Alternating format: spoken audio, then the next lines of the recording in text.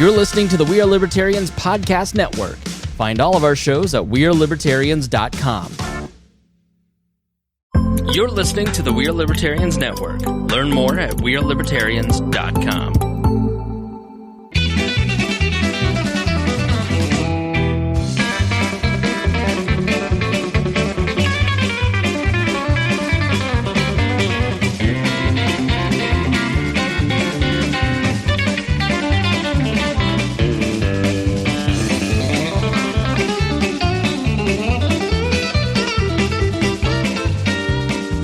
Welcome to the Boss Hog of Liberty podcast. This is episode number, this is unbelievable, 301 of East Central's favorite podcast. I'm Jeremiah Morrell.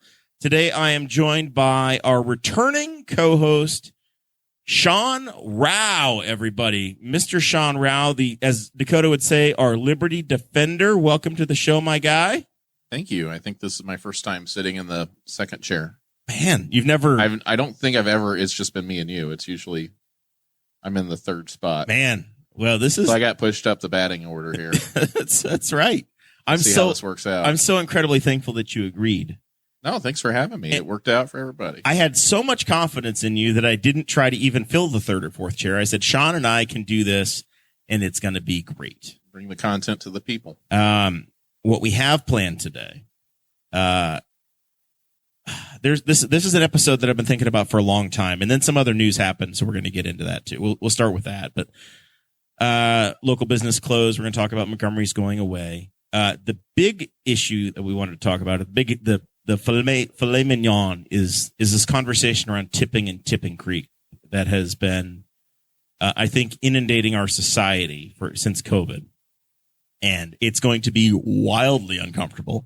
And I'm pretty sure we're all going to come across as mean, terrible, and horrible people, which is a part of the fun of the show. So we're gonna have some very honest conversations and try not to get ourselves canceled. And then we've got we won't be able to stay away from the Indy 500, so we'll probably talk about that at the end.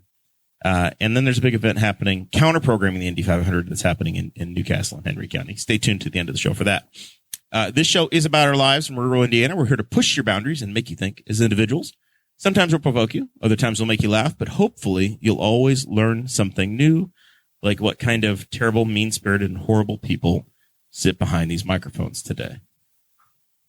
We may come across as cheap. Man, it's really... Okay. Putting us down here. I'm just preparing them. You oversell what may happen. What if I say I believe in 100% tips? See, boom. There's my control. That's why you're here. That is why you've graduated. I'm not even going to argue with you, but my tipping policies are not the reason why I'm a terrible, awful person. I punched my ticket in many other ways. Things. I like to diversify my portfolio. Do you want to hear about some wonderful people? Yes. It's the patrons, the people that make this show happen. You donate at any level, you get an extra 20 minutes each and every episode that we do. This week we talk about our wonderful, spectacular weekend we had out at the Indianapolis Motor Speedway, and my rental car story, and a little bit of legal advice from Sean. It's worth what you pay for it. So at any level, you can join Patreon and get that valuable legal advice from Sean Row. If you donate at $50 or more a month, though, you get your name dropped, and maybe your business too, at the top of each and every episode. Anthony Meyer of Anthony's Trucking. He has an official name, but I don't even remember what it is now. Check local listings. I'm surprised it's not like Meme Trucking or something like that. Meme Trucking United. Working. He hauls things for America, keeping America going. Jonathan Phillips of Andy Moore Buick GMC. Also Jonathan Phillips for Newcastle City Council. And Christy Avery, everybody's favorite Norwex dealer up in Fort Wayne, Indiana. All right. Let's talk about the big news that happened. We lost a local business this week, Zach. It's kind of a bummer. I was a little bit surprised.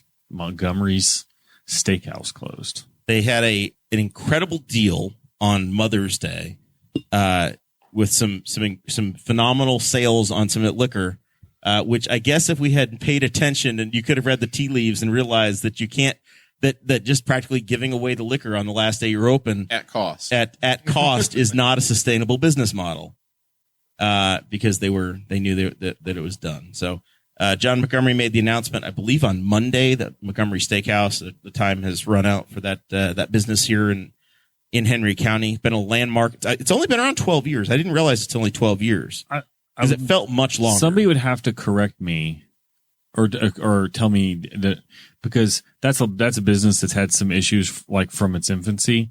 And I think he bought it with the building there and finished it. There was a place called Macaboo's that I don't know if it ever opened or operated, because it was a little hazy time for me as well. Because that was one of those things that got started, and then I would have been shocked if that would have gotten started like before the 2008 recession and then just sat there for a while until it got, because if anybody's ever seen it, it's a really nice building. And I think that somebody kind of ran out of the money, and then I think it was Macaboo's for a minute, and then he picked it up and, took it a lot farther than anybody else had taken it before him. It was I mean, I, for the most part, had pretty good meals there for the most part. Sean, you ready to get in the bar and restaurant business? No. I don't have the, what do your notes say here? I think it's listed for 1.4 million. Yeah. Don't have that laying around. For the parcel. And I'm in the legal and the business, not the food business. But no, I had, overall really good meals there, and love the duck breast. That was always what I went with. I didn't go with steak. Fantastic. No, it's unfortunate for the community. I mean, we don't really have a place like that. Yeah. Be prime location because it's right off the interstate and could attract some of those desirable out of town dollars into our county. So if there's, hopefully someone steps up to the plate, because it's a huge facility. Yeah. Hopefully whatever the next stewardship of that building is, somebody comes in and makes it spectacular. And we see what the next area is there. I think there's about 4 or 5 defined spaces in that building. It's can host. It's a massive facility. It is. It's an impressive, building, and when whoever started it had really big dreams for the place, and it was finished out pretty well. But I think that was also maybe been part of the problem, because I know Jeremiah mentioned it when we were talking about earlier this week, that you go in there and you never really knew which side of the restaurant you were going to be seated on, because they might have part of it just closed down or marked off for the building. But it's got banquet area that's upstairs that looks like something out of like some Nordic drinking hall or something like that. It's this huge building. Yeah, anytime I was seated up there, I always felt bad for the servers, because they would have the was a big staircase. Enormous stairway to come up and staircase. down. Enormous stairway. But just a lot of memories there, man. Family, that's where my engagement party was, right? Like, we got engaged, Sarah and I got engaged, and that was where the whole family met up. So Dakota's bachelor party, or the night before his wedding, I guess, what do they call that? The rehearsal dinner, I guess. That's the key we're looking for. That happened there. So a lot of big moments in history. Bachelor party. That would have been interesting. The bachelor party at the steakhouse. No, that one was in Nashville. That was a Nashville, Tennessee deal. But it attracted people. I texted a fellow that's coming in for the Indy 500 this week, and he and his family would always come from New York State with their motorhome, race go-karts on the Wednesday before the Indy 500, and then go have dinner at Montgomery's. I'm like, hey man, you need to go to Primo this year. Cause it's, it's not there for you. Don't be surprised. You never know where people have their, have their traditions and where they come from.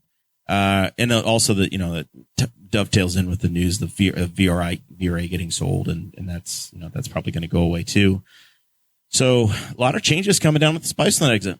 Don't know what's going to happen, but what's kind of a bummer is you wonder if the restaurant would do better. The rumors are that VRA, which is a gun store and fireworks in season, that's going to be, they're just going to level that place and put a truck stop there. And you'd wonder if it's going to be like a big, because truck stops are getting crazy. Like back in our day, they were like dirty places you'd normally go into. And now they're super nice. They've got 1 or 2 restaurants themselves in them. But you have to wonder if that would draw enough interest to the intersection that they might have gotten a little bit more business. But water under the bridge now. I'm just glad that Comrade Darren Jacobs is still ruling over Spiceland with an iron fist. So shout out to Darren if he's listening. Oh, we miss you at the Planning Commission. He'll listen the next day or two, I'm sure. He's always got his people out there. He's got his ears, his eyes and ears out there. Listen to this. The Iron Curtain drops just in time to let the boss right when you hog cross through. 70. Boom. All right. Let's talk about the filet mignon of this episode. This idea of all right, let's just say it. After COVID, like the service industry changed a little bit in tipping and in everybody was trying to be very generous, and we said, hey, we're going to take care of people. Servers are out of work. We're going out to restaurants. We're trying to support people. So we had a huge tipping culture that came along.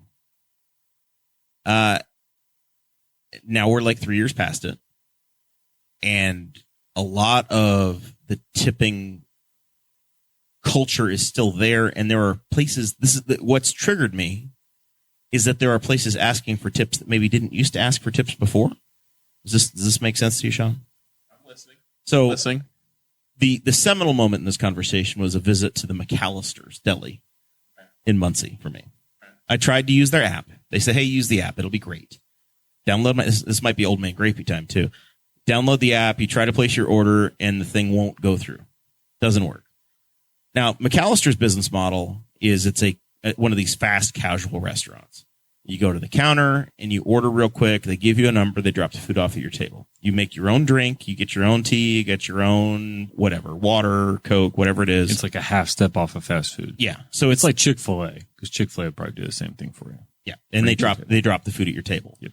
So McAllister's, I try to order at the app. You go to the table, you sit down now. It's kind of a contactless deal. You go sit down. You got your table number. You go through. You painstakingly create an account. You go through. You make all your selections. You say, okay, I'm ready to order. And then it says, hey, do you want to leave a tip? And I'm like, I did all the damn work. Like, I'm not on the app. I've taken my own order now at this point. And I've done all the work, and it's, do you want a tip? And it's like a 15%, $1, $2. What do you want to do? And I'm like, no tip. So I'm like, they're going to drop the food off. At this point, I've done all the work. It errors out. It craps out on me. It won't work. I'm like, oh, I don't tip you. And now your system breaks. AI needs play money too. So then I'm like, all right, I'm just going to walk up there. And then I go up and I'm like, I've never had to tip at the counter here. So I just go up. I said, okay, take my order. And once again, if I didn't tip, my thing would not process. Wow. My card wouldn't go through. The McAllister's conspiracy against you. So I finally was like, all right, fine. $2, whatever the hell it was. I tipped and I moved on with my life. But that started that was the butterfly on the back that made me go into this thing. So now I'm thinking, all right, where, and of course, this is the week where I've done a number of things that put me in situations to be thinking about it. Because I spent the entire week thinking about tipping. And I know I'm getting ready to do the show on tipping. This week we had a refrigerator delivered at my house. I'm like, I can't do a show. We bought a refrigerator from Myers Furniture and Appliance. Lovely people, wonderful refrigerator. Yeah. I can't do a show and say, oh, I don't want to talk about it. You can't not tip them, right? But then I'm like, am I supposed to tip them, Sean? Are refrigerator repair delivery guy?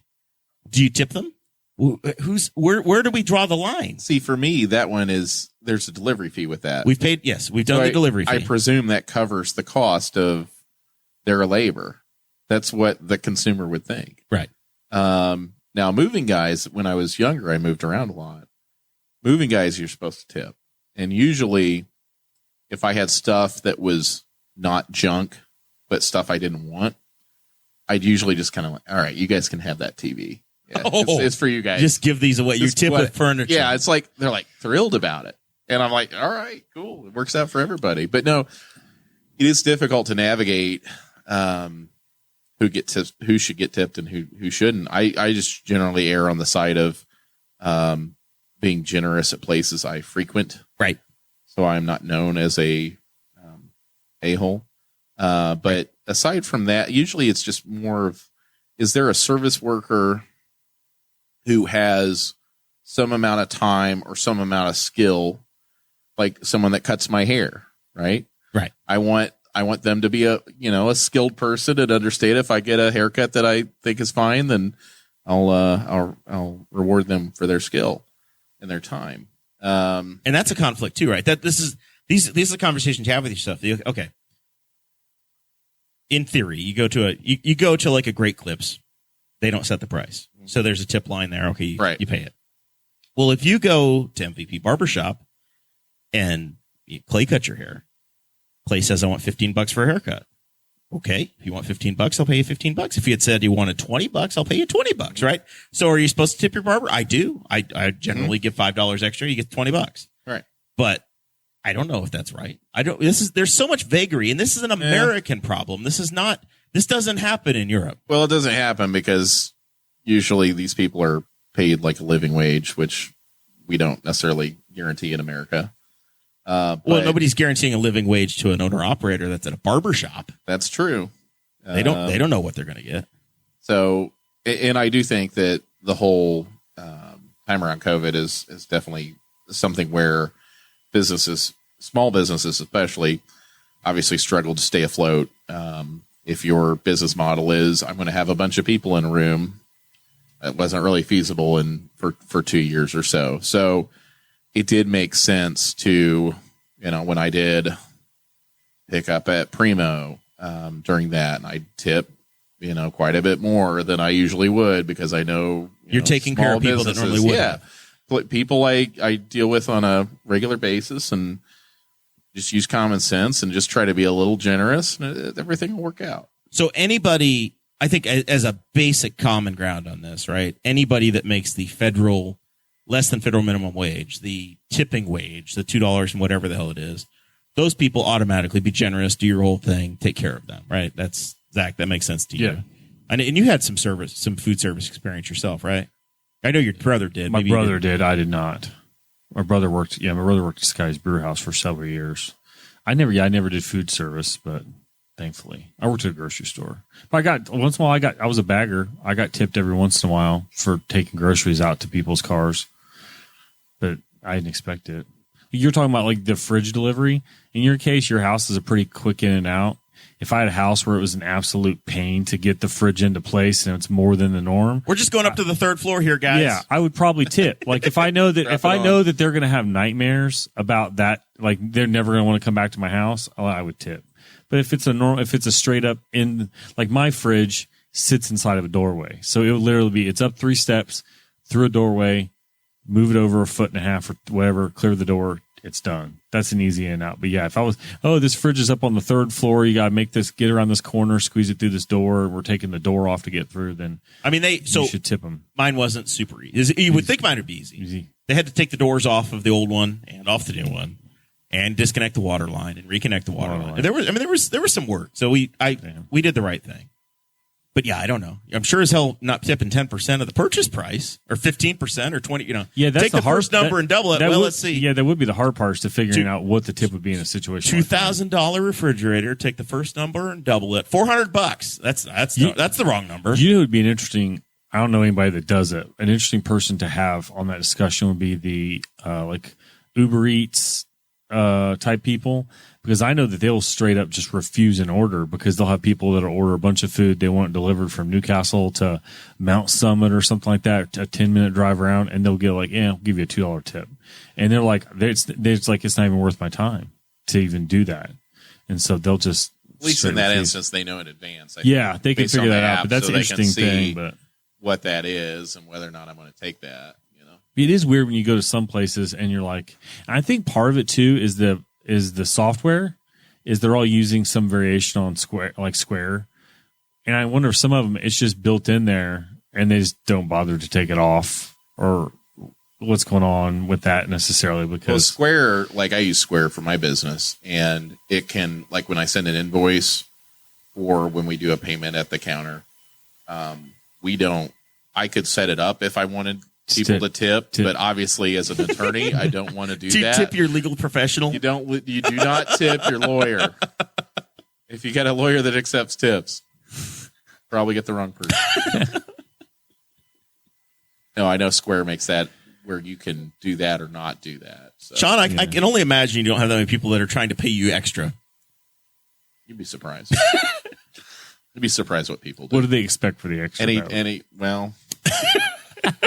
How much is this going to cost? Really? What's cash price? Okay. No, there's no cash price. You just pay me. But like there was obviously a lot of carryout during COVID. Before COVID, there was a restaurant near my office. You ordered carryout from there, and it was one woman who handled it. Sure. And when you rolled up, she had your food, everything in a bag, and then she would be like, "What do you need?" And she's like, "Do you need like napkins? Do you need forks, plates?" And she would make sure everything was in the bag. She'd look through it, make sure everything was there, and you got it, and you knew everything was put together, ready to go, and she got tipped because she was really good at what she did. And she made sure that you didn't get back to the office and realize that you didn't have something. Because we all know that horrid feeling when you do get like fast food or something like that, you get back to you get back to work at lunch and you're missing something and you don't have the ability to go correct your order. You're eating soup with no spoon. Good luck, buddy. Yeah. So people like that I'm willing to tip almost anybody that's exceptional at what they do. Like if they alter the experience, there are people at McDonald's I would tip if I could, because when you get a good person in fast food that knows what they're doing, it can change the quality of the whole meal. But, so rideshare started, Uber started back in the day of cashless, super easy, get in, the driver made their money off the app, and it was handled. You had no thought about it. And I drove Uber for fun as a single man 7-8 years ago, and you had nothing to worry about. You just got in, you drove the people. There was no tipping option. There was nothing there. Lyft came along, and all of a sudden Lyft is like, "Hey, do you want to leave a tip?" So now that causes ambiguity. And I think, Uber finally did it later on. I probably did 25 rides as a driver. One time somebody gave me a cash tip. It just never happened. And now even in rideshare, you've got this ambiguity of where it's like, did they give you great service? Are you going to tip them? And you're a jerk if you don't, right? Well, the issue is too, these I don't know about Lyft or Uber, what they're paying their drivers, but it seems to me that they're not getting what you're being charged like anywhere close to that, because they are taking a huge cut, and then so whatever's leftovers for the driver, and then it kind of like makes you think, okay, how much is this corporation actually paying this poor human being driving this minivan with my drunk ass in it? Yeah. $34, and the guy got $9 off of it, and he's still got to pay his insurance, his car payment, his fuel bill. 30 minutes, so I don't ever mind tipping. I did have a funny experience. I was in Cincinnati, and I was going to a couple breweries and went to a concert, and so I was Ubering, and the guy had a parenting book or a baby book on the dashboard, and I was thinking, like, is he trying to show like he's a new dad or expecting dad? 100%. Yeah, all he's these pictures right of there, his children, right? Yeah, and then the whole time he's talking to some chick on the phone. He's like, "Yeah, we could just come back to my place or whatever." It's like, dude, it's like the homeless people that have a dog. Like, come on, just stay in a lane. Yeah. You just want to talk to your girl, that's fine. You want to be a dad thing, that's fine. He borrowed his sister's baby book. I felt very confused, but I did tip the guy. He checks it out at the library every Friday. Yeah, as long as somebody can safely get. It's a whole album of stock photos out of frames at like. And then the bottom it says Getty Images. Yeah, it's just reminds me of the movie. That's my son's name, Getty Images. The Goods, where the guy there. Do you remember this movie about the used car dealership? It's got Jeremy Piven in it. It's a very C-level movie, maybe 10, 15 years ago. And there's this scene where Jeremy Piven's group gets brought in to take over a car dealership to help them out, and they're looking at these salespeople, and they're like, "Oh, your wife's way too. Your kids, you got to have skinny kids in the pictures. You can't have good-looking, healthy kids. You got to have skinny kids." So they replaced his pictures of his kids, but he had a really homely-looking wife. He's like, "Oh, don't throw that away. That is the best ugly wife picture I've ever seen in my life. You've got to have the ugly wife and the skinny kids. They feel sorry for you. They have to buy the car from you." I felt sorry for this guy, so I gave him, $1, $3, or $5. So it's just like, whatever. I'm out having a good time. He got me here safely. Let's go. So here's the other side. So if there's a tipping line, that part makes sense. And we're conditioned. I'm pushing 40 years old, and you're conditioned. The server gives you a ticket. You get a chance to write on it. You fill it out. You know what to do. You give it back. Now that we've gone to these kiosk ordering things, we had Ben in here from the press. You tip in advance. Well, I don't know what's at the coffee shop. Fine, yes, I understand. We know what's going to happen. You know what you're going to get, but you don't know what's going to happen when you tip in advance at a place that they're going to take, if they're going to take good care of you or not. That's another. Am I overthinking this one, guys? No, that's true. I mean, that could be a situation where you're paying for service, and you have no idea. Your tip is in relation to the quality of the service you receive. It doesn't make any sense to tip before the service has been rendered. Yeah, but then are you drinking the coffee right in front of them? Saying like, okay, does this taste good? Did I have good service? But like, what if you okay. what if you don't realize what's going on? You go into a coffee shop, you put it down, you tip them. It's not drinking the coffee. What if you end up having to sit there for 15 minutes because they just don't make it? Yeah, and you've tipped them now, and now you're just screwed. You gave them $5, and now they're just dinking around. Whether or not your order be right, but one thing, it's just like there's a lot that could go wrong there. Most of them are going to be good. Most of the time, I bet you're going locally. If you're in like a local coffee shop, that you're going to get good service. But yeah, that is weird to tip before you have the meal or the food. The ultimate one that has pissed me off is the new Steak and Shake model. Oh yeah, have you guys been to Steak and Shake in the post-COVID world? I have not. It is disturbing. It is bad. I know Jeremiah got me the local Steak and Shake used to actually have what I would imagine would have been no music, but it's got like a 50s diner feel. There was a hustle and a bustle. Yeah. Now you go up and order at a kiosk, and then 5-10 minutes later, and there's I think when I was there might have been 2 employees. There's one guy on the grill, and there's a woman who comes out and shouts the order number or your drinks or whatever, and you walk up and get them. But there's no, except for the few people getting up and going up to get their food, there's no movement within the restaurant. It's all glass and tile, whatever. It feels like you're eating in a mausoleum. It's this cold, quiet, dark, like not dark because there's a lot of white in there, but it's a very weird, stark feeling in there. They're dirty. I've only been in ours once. Breaking news: a Steak and Shake is dirty. I've been. Well, they've disincentivized the service side, right? So it's a vending machine. You basically, but it asks for a tip, and I'm like, what the hell am I tipping for? I've only been to Muncie and Bloomington. I've not been to Newcastle. I've only been to Newcastle. But you know what? The employees don't. They could legit say, "I don't know, it's dirty," because they literally don't come out from behind the counter. Right. So they've cut to the bone so much that you're tipping the staff because maybe they're not being paid enough to work there. Raise your prices, guys. Fine. Raise your prices, pay them. Don't make me do it. But you tip them, and then nobody seems to be responsible for making sure that there's ketchup in the ketchup machine. So it's like, hey, you got to get one of their attention. Hey, can I get some ketchup packets? Because there's no ketchup in the machine. The ice, both times I've gone, the ice machine is completely out of ice. So you have to ask for ice from it's like they've just said the hell with the dining room, and all that they have working is the stuff for the drive-through line. It's like dystopia. And then you look, and every single table is still dirty. So there's nobody nobody has the incentive, because if you have a bus boy, you got a server, somebody that's going to bus tables, clear them, that's gone in their model now.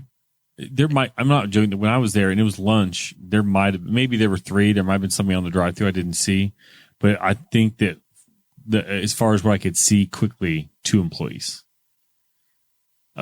The runner who wasn't running any farther than the counter, and one guy on the grill. It was unsettling. We should all go to Steak and Shake. How weird of an experience it was. I could go for a Frisco melt. Oh, I love Frisco. You got 3 hours to Frisco spare? melt is just. I love Frisco melt. I mean, I don't know. You described it as dirty, and no one works there. It sounds really appealing to me right now. I don't know, man. And then they shut down so many of them. They're asking for new franchisers. I hope that they get the backlash to save it, because it should be a great model. Like if you need to adjust the price of your food, fine. 5 Guys costs 3 times as much. Raise your price a little bit, but make it work. Well, it was great because growing up, in high school and different things. So like if you had like a school event or you're playing a game somewhere or whatever. Or going to a concert with friends. Steak and Shake was open all the time. After football games, super cheap. Like high school kids could pay for it. And we always, again, tipping. We tried to tip. We tried to break the mold of, being the high school kids that, just made a mess and didn't tip anything. But, I had friends that hung out like the Marion Steak and Shake, the Kokomo Steak and Shake. It was like a third place to be. You could pull a bunch of tables. You could pull tables together. You could stay up drinking coffee till 2 a.m. It was just really a unique place. So I'm sorry to hear The empire of steak and shake is in disrepair and disarray. Here's my other tipping dilemma I get into is that I don't always have cash to tip. Right? I almost run everything through a debit card or credit card, whatever. So having cash is pretty uncommon. And then it's usually ATMs give you a 20. You don't have small bills to tip people. Right. And $20 seems like a hell of a tip. I go through the car wash, right? I try to, we got the sticker on the car wash thing. You never pay any money. You drive in, you go to the car wash, and then our Clancy's here in town has hand dried cars. Well, those guys are busting their butts. So I try to give them a little something from time to time, but I don't do it every time. Should you tip at the car wash? I don't know. Here's the problem specifically with our local car wash, Clancy's, is that it dumps out directly onto a state highway, and there's another car coming up right behind you. So there's not you don't have much time. It's an awkward moment for them to even catch. It is an urgent tipping situation. Yeah, it's an urgent tipping situation. And then you don't want to roll your window down because you're going to streak it. Yeah. So you've got to open your door and hope they're there. And then the wintertime, you got to worry about whether or not it's iced over and you're going to just sit there spinning. Yeah. So our Clancy's is not a good one to even have that opportunity. If you do it, you've executed a maneuver that took a little bit of effort. And there are some next level Clancy's that have a inside the car wash. You go to Muncie, there's a couple of them that will wash, that will vacuum, that will do the whole wipe down. And those people I think need tipped because they've gone above and definitely, beyond. Yeah, definitely. Those people need a tip. Definitely when they're cleaning out Jeremiah's Maserati. Whenever that's happening, that's when you give them the full 20. When they're doing ragged out rental vehicle, they're detailing like the cannabis. Yeah, but there's a restaurant near Speedway, Mug and Bun, that they don't accept. You can't put the tip on a card. And luckily, the girls got smart enough, I'm guessing their boss knows and doesn't care. They put their, like in the little pamphlet, right. They know their pamphlet that they give you, that you give your bill into, they had their Venmo and their Venmo PayPal business cards and stuff like that. They just had the sticker, like they slapped it on there or just wrote it down so you can pay them their tip directly. But I know that, like when I go in there, I felt bad. We called in an order, and she didn't even give me that thing. He said, "Here's your food." I paid her, but she didn't give it to me, so I couldn't tip her because I think she thought, "Why would you tip me?" It was a call in order. But the only thing that she didn't do that normally would be done was take my order. The other stuff, she was still running the food out to me and took her 2 trips and all that other stuff. So the only thing, she only skipped one part of the stuff, and I would have tipped her knowing that she doesn't probably get tipped as much as she should get tipped because of the way they operate. Pat Bremer's in the chat, and he says Chinese buffets, they put him at odds when he's paying because he has to get his own food and drink, but somebody does come by and empty your plates. Do you tip or do you not tip? Yeah, the Chinese buffet is one of those where they give you the ticket to sign in advance. Again, you don't know what service you're going to get. That's one where I kind of go a couple bucks. I go like a buck ahead. Can you just drop money on the table? Yeah, that's what I usually Well, who has do. cash? This is the other side. Aside from attorneys, we're flush with money. Not really, but attorneys that get paid with questionable ones. Yes. From the other side. The Stardust shut down. So from the other side. From the I've never been paid in questionable ones. You, sir, just admitted to your time in Kokomo. I think you've got some hip hugger tendencies. I'll plead the fifth. Have you ever pulled out cash like next to a police officer and his dog looks at your money and just sits down? Because the money is supposedly all filthy and has drugs on it. But that would be, I don't eat Chinese buffet, so I've never been put in that situation. I know as a kid, there was for a brief moment in time, there was a wildly popular Chinese buffet called China Coast, I believe. And we had a server there that was on the refill thing, and he was like a magician. And he got tipped. Like, we were sitting in a booth that was surrounded by plants, and his arm came through the plants and poured us over. Like, it was, by the end of the meal, it was like, this dude is the Bruce Lee of refills. You wouldn't even know. It was, yeah. He could kill you, and you wouldn't even know you're dead. It coming. You just see it, like, literally an arm. Just drops. He just droops. Yeah, and so. Been assassinated by the server. You will never be dehydrated. He got tipped. Because he was entertaining how good he was at what he was doing. So we do cruises, and you prepay your gratuities on a cruise. You don't know if the cruise line steals that money or not from the third world workers that are on the ship, but you've already prepaid your gratuities. But I have noticed, Sean, that if you tip your bartenders on a cruise ship, you move to the front of the line no matter what. Those drinks get strong. Yes. Well, and you never have an empty glass. Yeah. So that is a above and beyond, but that's a self-service tipping situation. I think bartenders are almost an entirely different category here. You're looking out for yourself. That's a symbiotic relationship. Yes. It helps me. It helps you. Everybody's happy. They know you're going to be taken care of. And that's if you're a regular at a restaurant, same thing. If a waitress has 8 tabletops she's looking after and she knows Zach's a good tipper, Zach's going to be taken care of. He's at the top of the list. Hotel cleaning staff. Yeah. Do you tip? Are you looking at my list? No. That's that. No, I didn't. I made a list over here that I gave that Sean and I are looking at. No, because I know that's a hotly debated one. So the hotel staff is tough. If it's one night, I generally don't. If you're there for multiple, and this is where you're making up your own rules and can you sleep at night? Because you're like, all right, yeah, if you stay somewhere a week, yeah, you give them, $5-10 a couple times. But who the hell knows if it's the same person all week? What if Jane took care of you the first 4 days, then on the 5th day it was Susie, and you gave Susie $30 and Jane got nothing? Or you have a different clean person every night. Yeah. You tip one, right, and she can't take care of you the rest of the week. And she thinks you're great. Yeah. And she just takes it. Yeah. Well, typically they're going to be on, several days on a row, from what I understand of the hotel cleaning staff. But no, I think 2 days or more, I think you want to tip. I think if it's just a day, or if it's just you, like if it's me and my family, right? There's all these pizza boxes, all these other things going on. Okay, I'll tip for that. But if it's just me traveling, I barely use the trash can. I've showered. You're the easiest room. They're just gonna make your bed. And they're gonna make my bed, pretend nobody else slept in it. And be like, put the tape across the toilet and call it a day. Yeah, I don't really tip just if it's just me, but if it's multiple people or it's more than one day. Well, that's another place where COVID has kind of copped us out. Is that I go to hotels now, and it's like, hey, if you really need your room made up, give us a call. We're only turning this room over every 4 days, or if you request it, kind of a thing. So. Listen, we know you don't get a new towel every day at home. All right. So don't expect it here. It's not like it's one and done and you have to throw it on the ground. That's the policy hotels have taken now. And I assume it's so that they can cut staff and employ less people. Also save water. They always talk about that. Oh yeah. That's a big thing. Save some water here. All right. What else do we have on this list over here? The auto parts store one. So say you take your Manly card away, or if you're like me and you just didn't want to have to go home with a car battery, pay a core charge, and have to return a battery, and they can swap one out in 10 minutes.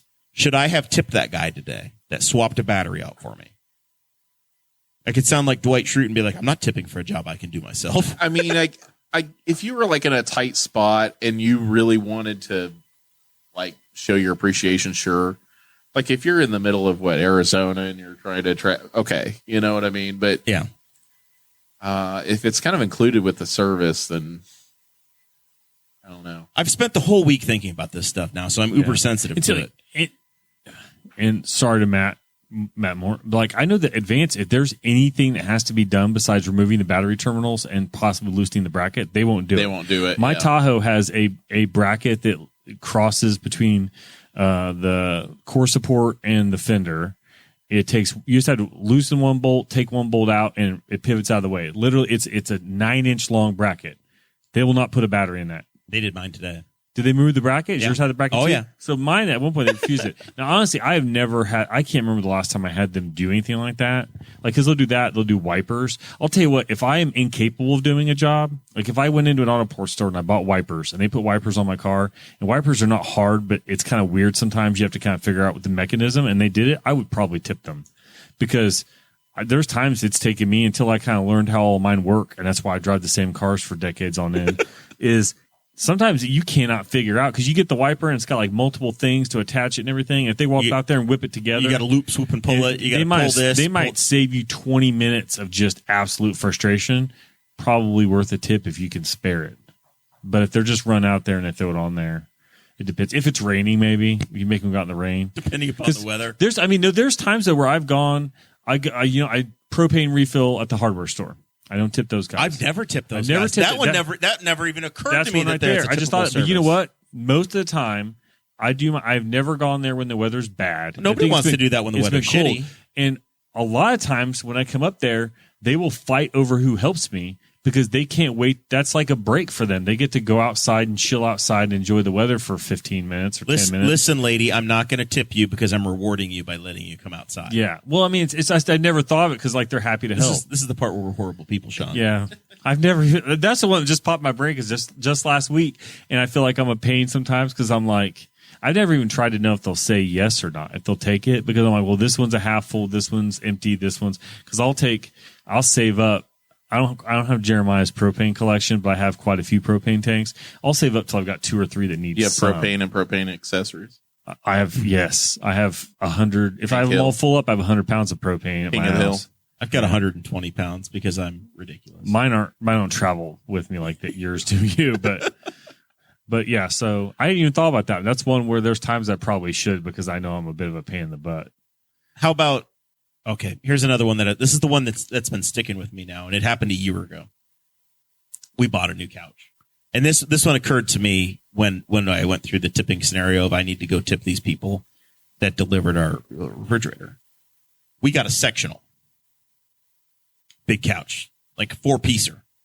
I just sat there and watched those guys haul it all inside, put it together, and then I'm pretty sure they lingered. I think they stayed a little longer. I think now that I'm looking back at it, I think they lingered and they were like, all right, well, are you happy with everything, Mr. Rao? It looks, dusty trail. It looks, I think it looks pretty good in there. I think I screwed that one up. Maybe, I don't know. Should you, this is where I want the feedback of the audience to know, oh yeah. Like there have got to be things where they expect tips or it's pretty customary, and then you're the asshole. We shouldn't say that on the radio. You're the jerk. 8:13. You're the jerk who we're just after the hour here. I think that you're the 1 in 10 that didn't, and then you worry about that. Was your couch delivered from a local retailer or from out of town? I mean, what is Muncie out of town? Yes, out of town. We have a couple because part of me would also wonder. It's not the employee's fault. Sometimes the delivery charges are insane. Yes. It's not a little bit of money. Like right. You've paid a lot of money. I paid you $100 to bring this thing. Yeah, I'm not giving you $40 more. Yeah. So like in the case of like if your fridge came from 1.2 miles from your house, and so like in that case I'd be a little less inclined because part of it, you wish it would be awesome if you could see a breakdown like Uber. If you could order an Uber and said, this Uber is going to be $35. And by the way, here's the breakdown of the charges. Uber's taking this cut. This is going here. Uber doesn't want you to see that. They don't want you to see that. Uber doesn't want you to see that. You need to go drive for Uber a little bit so you know, so we have the information. And so it's been like 8 years since I've done it. You know, I bet would tell you. I bet Reddit or Twitter would tell you. You could ask around there and figure that out. But in that case, if you pay I bet somebody's paid like $150 to have something delivered from Newcastle to Newcastle. If people don't know Newcastle, our town is 4 miles long and 1.5 miles wide. I would be less inclined to tip. Now, if somebody's delivering something from the north side of Indianapolis, or I know there's a guy I've talked about having to replace the windshields. Got 2 vehicles need windshields. He'd be coming from Jeremiah knows a guy. He's from the west side of Indianapolis. Oh my God, I've never tipped him. Probably getting it. Probably might get a tip. Especially like if it had been like a year ago when diesel or gas was like $4 or $5 a gallon, I might tip that guy. But a lot of those people are also charging more. But if you're an owner operator and you've decided what your prices are, your rate is, this is what you want paid for it, then move on. Like that's the struggle I get into. That's back to the barber question. Especially when you don't expect it and the kiosk turns around and it's asking you now. The kiosk, when the kiosks ask me, and then you've got once again the lingering situation of they can see what you're doing. They did their thing, then they flip it over to you, and then you have to be the guy to slide the bar back over to the left. I've also been to a couple of restaurants lately that hit you up with it seems to be getting smaller, the large group automatic gratuity. It used to be like 10 to 12. 8 people. And now it's 6 at some restaurants. Oh my God. 6 is like a family. That's damn near your family alone. Yeah, that's a good Catholic family right there. 6. Damnly. But sometimes the bill, that won't be super clear that it's already on there. And I've had some really good servers. There's a restaurant I go to that we always hit that because we take 10 people in there. But she's like, oh, by the way, everybody, tip's already on there. And she'll make sure to tell you she gets extra. She probably walks out with a 40% tip from me on a pretty nice meal that wasn't cheap because she's also an exceptional server. And I'm like, good for her. She deserves the extra. But she makes sure to tell me. I was in a restaurant years ago that the way that this person took care of that automatic tip was that they wrote it in on my bill, on my credit card slip themselves. They filled in my credit card slip and just told me to sign. Unfortunately for them, they did not carry the one. So their shitty math cost them. Their shitty math gave me a $2 discount because it was actually only a $2 discount. We're not talking hundreds of dollars. But they were trying to give themselves. It ended up being less than my actual bill, and they tried, and then when it went through, they fixed it. I'd taken a picture of it, and I spoke to their manager. I said, "This is what happened," and that person was a terrible server because they already had their tip. They had their tip. See, once again, it's this conversation of we've decoupled it. Yeah, and this is the problem. This is my core problem with tipping in advance. Yeah, is that you've broken the relationship, Sean. We walk in, we sat down with 8 people and mailed it in. Now they don't care. Why is it that the United States is the only place that does this, right? Am I wrong? I haven't really traveled the world. This is an American problem. This is a purely, or at least a North American problem. Specifically American issue. Right? I'm gonna go back to Canada and do some more research this fall. I'd love to hear more. I think you do get. I'd have to ask my mom. I've never traveled to Europe, but my understanding is that this is definitely not a European problem. You don't tip over Okay, there. I'll tell you what. I bet that in fully developed countries other than the United States, this is not a concern. I do think when you travel to places that are less developed, then there is definitely a tip. I'll have to ask her, but my mom went to Costa Rica and they had a guy who drove them around, fixed their meals and all that stuff. I think he got tipped. Yeah. Okay. And got tipped well. So shore excursions on a cruise, on a you fly away to a destination, an all inclusive. They take you out and they show you the beaches and they take you shopping, all that stuff. Every one of those drivers in the Caribbean has a tip bucket. Yeah. But they know the Americans will do it. Right. I don't know if they've got the European base there, if the Europeans are going to tip them or not, but they know the Americans will. But all the way, they got the little microphone. They're talking about all this. Show us some love. Yeah. Play music, talking about places you're passing by. Yeah. See, now this Sean is another one of those dilemmas you can get into of, okay, well, if it's a minivan or like a 15 passenger van, you're not getting off without tipping. Right. But if it's a 50-person bus, now you're like, listen, I didn't get the personalized service. I don't feel as obligated on a bus to tip. I sat way in the back, man. Do I have to now? If there's like 4 couples and it's all tipping, then you better tip. I've tipped on charter fishing. Yep. That one you have to tip. Yeah, you definitely. That's tip a on that. skill where they're taking care of it. I tipped on. If you got a hunting guide, maybe you tip that guy. Sure. But he's made up his price, right? That's back to that other conversation about, well, same with like tours, like for, like, say there's a tour that we've been on before up in, the UP up in Michigan, and they take you around, show you all the shipwrecks and things like that. And then there's a tip bucket. And then, we did one in Maine, tip bucket at the end. Thanks for tipping. So sort of the tour guide stuff is interesting. If I have a good time, I'll throw in 10 or 5 or whatever.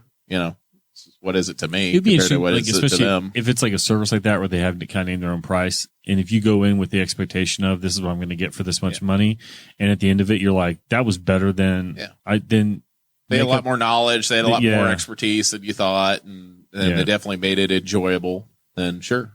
So do you feel obligated, or it's you choose the situation, Zach? This is the emotion of it that I think I would feel compelled to.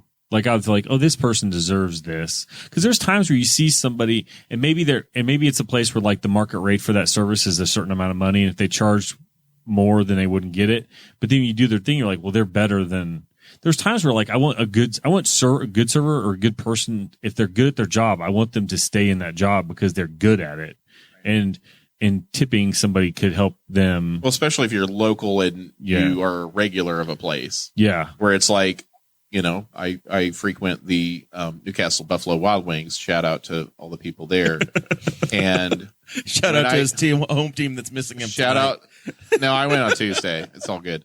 But usually I've always had pretty good service there, and I try to tip the people that do really well for me, and and it kind of is reciprocal. You kind of get your paid more attention to and things like that. Not saying they don't pay attention to other people, but you definitely want to tip more places you frequent. Right. But if you're never going back to that island in Honduras, if I'm never going back and I had bad service, I'll give you 10 or 15% still. I'll do something. What's the worst tip you've ever given? I've done 0%. I've done 0 before. I've rounded. Rarely though. The worst I've ever done is I rounded up from $19.98 to $20. Oh my! God. That's even more insulting. It was exactly. Yeah. Sir, I didn't forget. The only tip I got was for the convenience of balancing my checkbook. Yeah, she was horrible. Yeah, I mean, I've done that maybe 2 times in my adult life. Did you write her a little note that said "Find a new job"? No, but I was just like, and it was one of those ones where I'm like, am I getting this right? I'm like looking at my now wife. I don't think we were married at the time. And I was like, is this as awful? It had to be a long time ago if it was the two of you and it was only the two of us. 1998. Yeah. I was to say. Yeah. It was. You went to the Sizzler in Anderson or something? The Applebee's in Gatlinburg, Tennessee. Yeah. And that's a $78 meal now for 2 people in Gatlinburg. That was the thing. I think we got an appetizer and drinks, and she still was an awful server. Like she did act like she wasn't happy that we were there. So that's fine. Financially, I wasn't there for her that night. I looked at my wife, I was like, is this as bad as it seems to be? And normally if I've ever thought I'm getting bad service, then I will bounce it off to other people with me to see if they're getting the same read. And once in a while it is, I'm like, I will tip poorly if the service is exceptionally bad because they need to understand that. They don't deserve a 20% tip for that. All right. I want some audience feedback on this because this Bash, like I said, Bash Kreider was a part of the conversation, and he pretty much demanded a second version of the show. So I want some audience feedback. What do you guys think? Tell us if we're crazy. Tell us if we've missed some situations that we should be tipping on, if we've not thought this through, and this may turn into a 2-parter down the road. I'm a better tipper than him. Are you? Yes. Do you have the documents? I can. We want to go toe to toe, bro. We'll be able to. I mean, there's a whole bunch more just the awkward situations of do you have to make up for the tip of somebody else? I was going to say, Sean, do you check what he did? And then you're like, that asshole just got $5, so I'm going to give you 20 more. I mean, I don't know. It's okay. I'll fix it. Sometimes some certain point in the night, your heart just tells you what to tip, whether it's 15, 20, 25%, whatever. And you're at that point in the night where you can't do the math anymore, so you just make it a real big, easy number. What's a round number? $50 more. I've never done the $50 tip, but no, just be generous with people. They're serving you. They're in a position, where obviously they depend on what you give them because the millionaires, the billionaires run this country. Do not pay a living wage for these people, so they need your help. And until we increase the minimum wage, they will continue to do so. All right, except for maybe the hotel staff guy, because screw her. Yeah, we don't know. You don't. Ideally, that person gets paid, a lot more than $7.25 an hour. If somebody handles your bag, do you help them? Do you tip them? I don't fly. I'm terrified. Well, I'm at a hotel. I don't do that. I've never had somebody. I've never had anybody handle my bag. I'm a real red-blooded American man. I tipped last year just to simply have somebody take my bag and hide it behind the counter for 3 hours because I was waiting on a hotel to open up. And I was like, "Hey, can you watch basically the bellman treatment of just hold this behind the counter for me? Can you babysit this? Yeah." Because I can't check into my room yet, and I want to go do something it's just cool. An inanimate object. Can you make sure nothing happens? It's just full of my Hawaiian shirts. That's all it is. All my PFG gear. I think I've even only had a car valet parked once. I've done the only time I did it was in Chicago. And I paid over $100, and it was crazy. And I tipped $5. I was just I was so pissed. If they're charging you $100 for the valet, then it was crazy. Yeah, the the people that make out on the valet are the people where, like at a casino where it's a free valet service, and then you'll generously tip them. Sure. Unless it went bad. That's what situation where you like get tipped in advance. Unless they nicked your Maserati, right? Or They don't buff out. Or they smoked weed in it.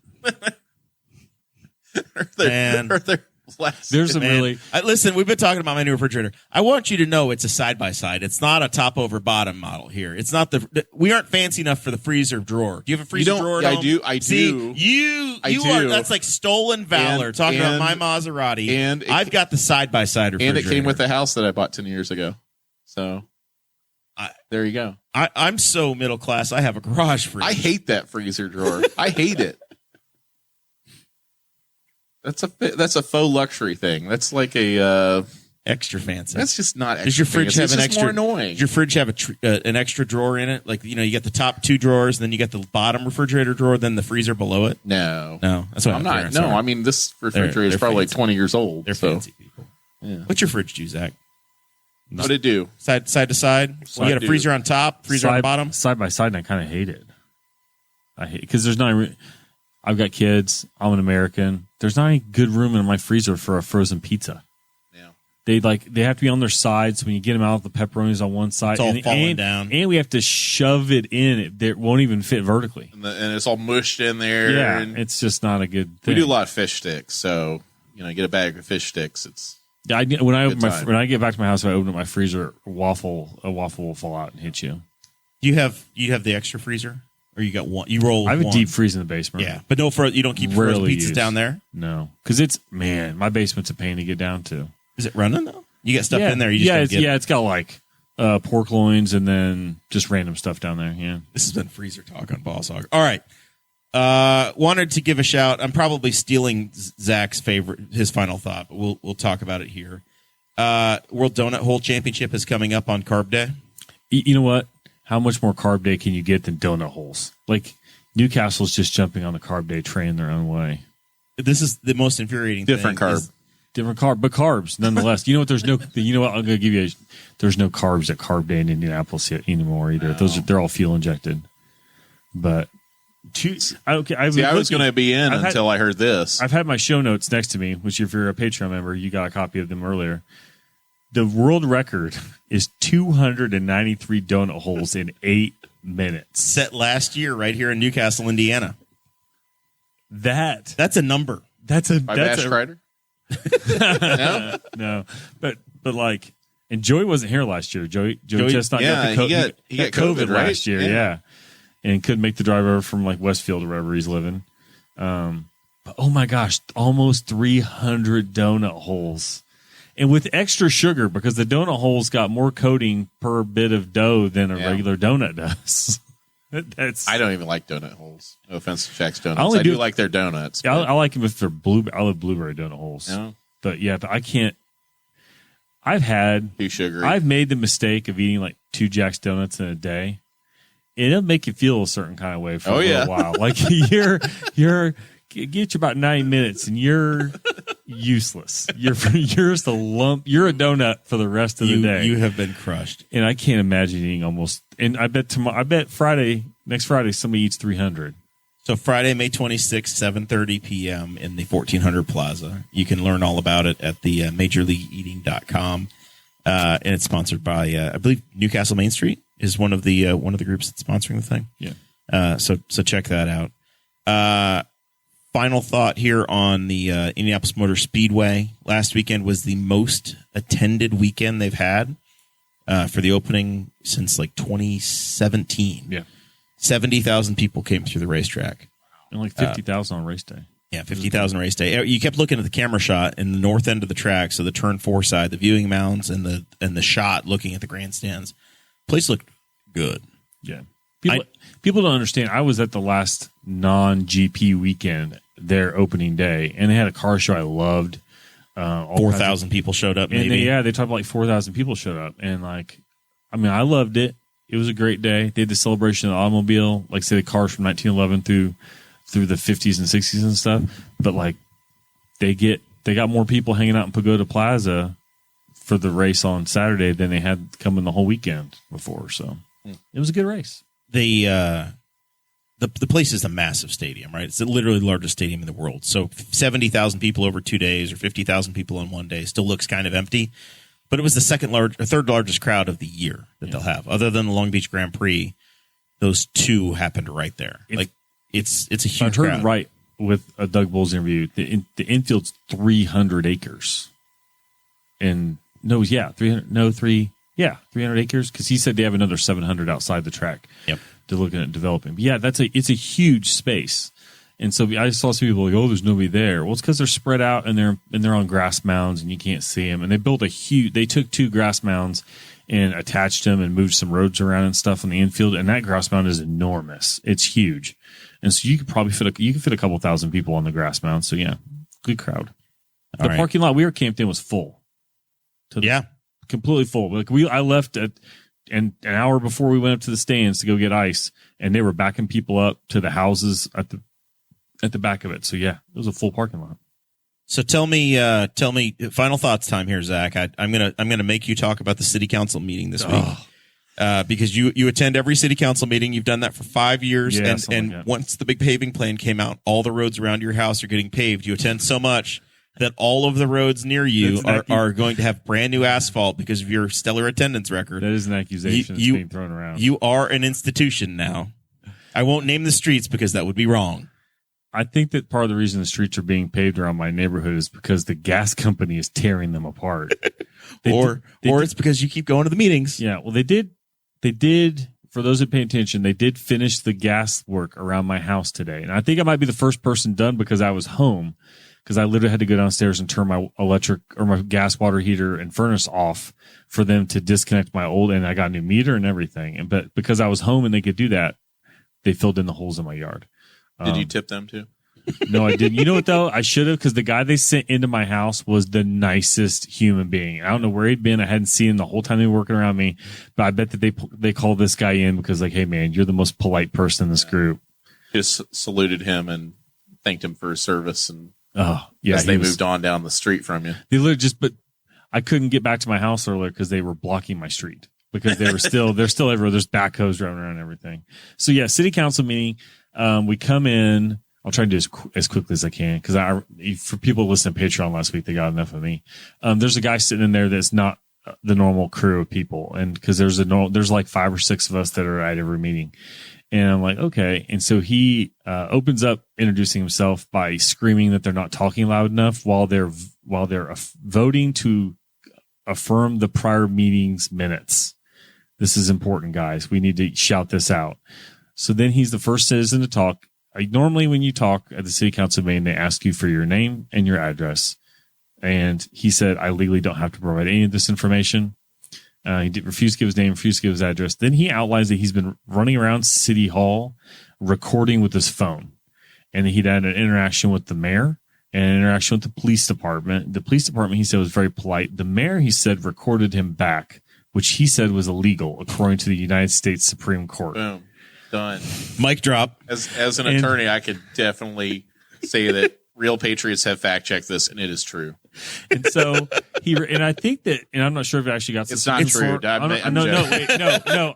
It's only illegal if you do it on 8mm. I don't want to be taken. Now, what I do think probably was and I'm not even sure if it ever got to Supreme Court. I bet there was a decision somewhere about the ability of citizens to record police interactions from their perspective. I bet that at some point it's gone to court, and at some point, I don't think at any point they ever said, "Hey, by the way, mayors can't record you back," because if they said the Supremes aren't too worried about the mayors of the United States. And town managers, yes. Mayors, hell no. And if it Darren was Jacobs, absolutely. Yeah.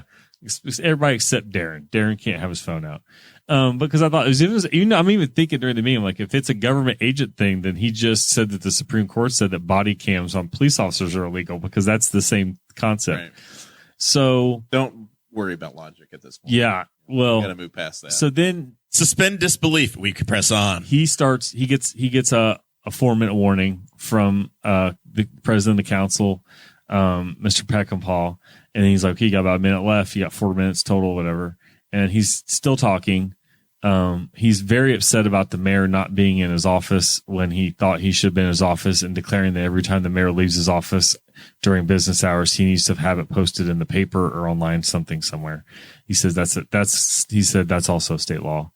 And at some point he referred to City Hall as a federal building. Didn't cite the statute though. No, he was being asked. That's sovereign to citizen cite the statute. Mistake number one. Somebody's like, you got to know the statute. Can you tell us what this law is? He's a rookie.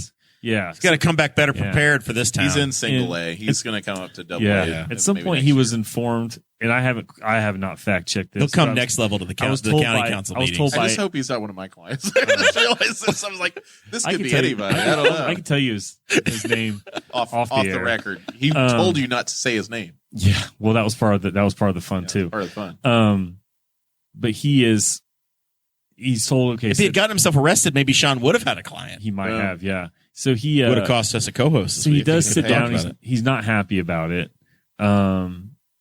Then one of the employees for our Economic Development Corporation is talking because they're trying to gather financial supporters and franchisees for a hotel. And so she's talking, and about 4.5 minutes into her talk, this man blurts out, her 4 minutes is up. And they inform this guy that she's speaking as part of an agency that gets money from the city. She can talk. She's not general public. She's also on the docket for the night. She's in there to talk. And so he still is blurting out. At that point, he is addressed by name, which he'd refused to give, by a city councilman because it's Newcastle. It's a small town. And if you're a troublemaker, everybody knows who you are. He is not happy about that. So then he sits for another minute and he stands up and flips off said city councilman and tells him to F off, and then gets slightly outside chambers and First Amendment. And tells him to F off a couple more times. Definitely say that as many times. He's being told to leave at that point. I think he had words with the police chief on his way out. I'll be honest, at one point during this, I was like, I hope he doesn't have a gun because he just seemed unstable. I mean, his fun evidently is harassing poor city council meetings. He's been informed too, by the way, that the mayor doesn't answer to the city council. There's nothing that he's even in the wrong room. There's nothing they can do.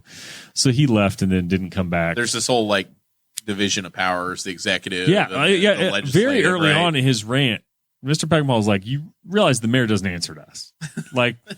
There's no point kind of in you complaining to us about this. There's nothing we can do. And then the judiciary, you got the Honorable Joseph Lansinger in the city court. Maybe he'll be the next to be videotaped. I don't want to do that to Joe. I know Joe. He doesn't need to have to deal with this guy. He'd love it. I bet he would. So yeah, he got escorted out. And so it was a little bit of it was the tense. It was the most uncomfortable city council meeting I've ever been a part of. There were children in the audience. Some of them were upset by what they saw. And left early. So it was rough, but apparently this guy just does that. That's his thing. He's been running around recording city employees trying to do their jobs while he harasses them all week. He had complaints about window tint, I believe. Oh, I forgot about. So he complains, he doesn't like the darkness of the window tint of the fire chief's vehicle. And I thought you were going to talk about the police. No.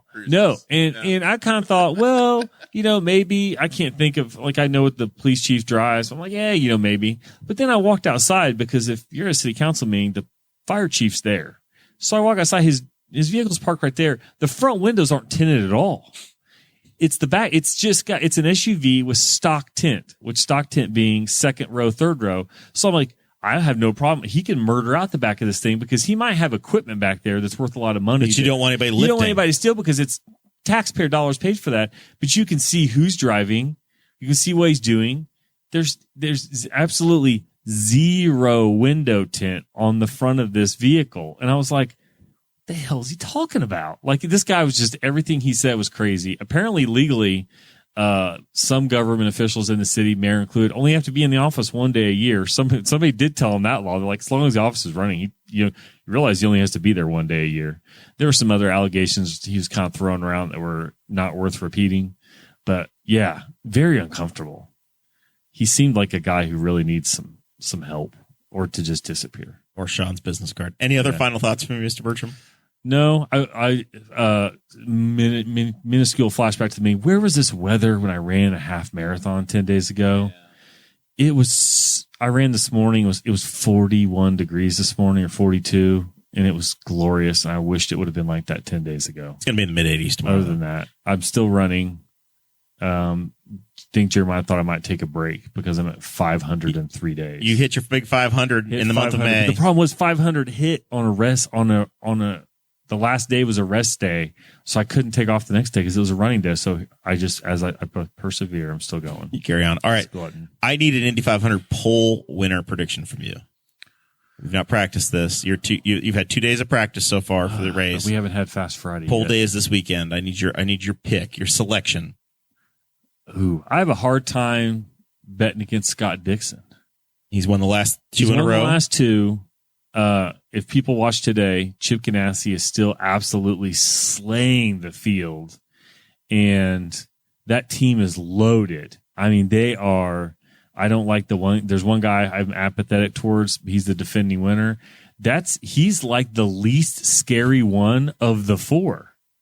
And because Marcus Ericsson, but then the other three are Alex Palou, who's been in the battle the last 2 years in one form or another and had something happen. He got outdueled for Elio. Also BFF with Jeremiah. Yeah, yes. BFF with Jeremiah. And then you have Dixon, who is the Iceman. He's just a monster around there, especially on pole day. And Takuma Sato, who just wins Indy 500s. Takuma Sato, who might be the scariest guy in that whole team, because he's always there. People don't want to pay attention to the fact that he's always there. He's always in fourth place. He's in the shot. Every time you see, I don't know how many years you have to go back to see a picture. You have to probably go back to, jokingly, to Dario's win when he wrecked in turn one, but he's always there. He's very quiet. He's just doing the ovals this year, so nobody's had to worry about him. And he's one of those guys that will frustrate you and just win. And you won't even know how he did it, because he'll never gotten a moment's notice the whole day. I'll take Alex Palou because he's going to have a perfect month of May. But Dixon is a beast too. Hard to beat. Sean, do you have any Indy 500 prediction for pole? What are the odds on the race here? Oh, I actually have them. Who's odds on favorite? Hang on. Is Dixon the favorite? Actually, statistically should probably be Alex Palou, but it's Dixon, not. Is it Dixon though? Dixon should have won it last year, and he was. This is as of last night. This is the top of the line here, Sean. I can't read odds, so the Dixon's plus 600. Yeah. Pato Award. Patricio Award. Pato, yes. Plus 700. Newgarden is 750. Palou. That's too much. Is plus 800. I like plus 800. I locked in Palou at plus 1100 for a very solid number. See, I don't follow racing, so I don't know anything. That Newgarden one's too much. They're giving them too much credit. He's got too much juice, huh? Yeah. They've been lost plus 1,000. Ericsson's plus 1,000. Harris 1,200. Will Power 1,200. Rossi's 1,500, and Sato plus 1,800. So $1 pays out $18 on a Sato bet last night. Sato would be $5 on Sato. An interesting log shot there. There's some. Do those? I wonder if whoever wrote that watches. They're dynamic. They move all the time. I know, but the lines move all the time. But they have. That's as of last night. But Jeremiah can confirm this. The Penske guys are all way too high because they've been lost for 3 years, and they're a little bit better this year. Newgarden is too. Newgarden should not be above any of the Chip Ganassi. It should. The first four should be Chip Ganassi cars. And they asked Chip about it today. He's like, they always say that, blah, blah, blah. And then tomorrow, first thing in the morning, while it's still cool, 233 and a half. One of them's going to drop a solo 235 or something like that. And just they did that today. I think that Dixon's lap was first thing in the morning. It was his fifth lap of the day, was the fastest one that sat all day long until the end of the day. And that's what monsters. And he's the Iceman. He'll just go out there and just lay it down. So did Sean pick Pato? Who'd you pick? I like Sato as there you go. As a long shot pole winner. No, you could do your race pick too. We're going to come back Tuesday and do a real race show. Winner? Those are the race wins. Those are the race winners. I was just asking him for pole because we've got to build the month of May drama. Probably Dixon. Yeah, that's fair. I would think. That's a safe pick. Very fair. The only reason I know anything about this is because of gambling. Because of sports gambling. Because of sports gambling. How ubiquitous it is. I won some very significant money last year on a Marcus Ericsson pick because he was another value pick plus 1,500 or whatever before the month began. You drop $20 on him, and all of a sudden You got It betting adds money for up. the whole year, baby. Mm-hmm. Sean, you got any final thoughts for me? Your hockey team, how are they doing in the playoffs? The Blackhawks. That's season going well. You know, we already won. You got your draft pick lined Draft up. Connor Bedard. He's going to be the next big thing for the Chicago Blackhawks, so I can't wait. Give me some Chelsea Dagger over there, Zachary. Yeah, hit it. Maybe they'll change the song now because all those guys are retired or been traded. But Sean doesn't even have headphones. I fixed your headphones for you. I don't know if you noticed that or not. I fixed it between I wasn't wearing them. Yeah. No, still practicing law. Maybe someday I'll get good at it. You just keep working. You keep practicing. That's why it's called the practice of law.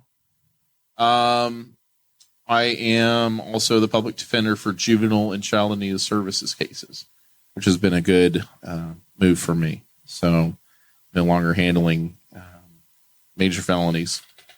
But I do, as a private attorney, I do wills, estates, divorces, custody battles, really anything you want at Galleon and Rowell Law Office, 765-529-3787. So you do need to have some sort of a claim to the kid to take custody to them, though. You can't just be like, I want that kid over there and win that custody battle.